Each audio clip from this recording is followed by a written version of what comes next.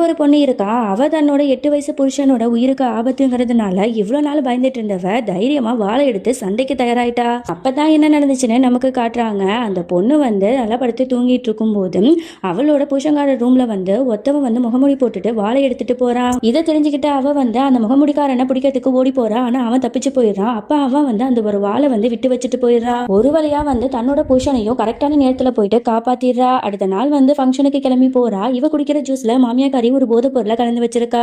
நல்ல வேளை இவ அந்த ஜூஸை குடிக்காம தப்பிச்சிடுறா. அடுத்த நாள் இவ ரொம்பவே சோகமா இருக்கா. அப்பா அவளோட 8 வயசு புருஷங்காரன் இவளுக்கு பிடிச்ச எல்லா பொருளையுமே வாங்கி வச்சுட்டு நீ சாப்பிடு அப்படிங்கிற மாதிரி சொல்லி ரொம்ப கேரிங்கா பாத்துக்கிறான். இதெல்லாம் பார்க்கும்போது அவளுக்கு ஆனந்த கண்ணீரே வந்துடுது.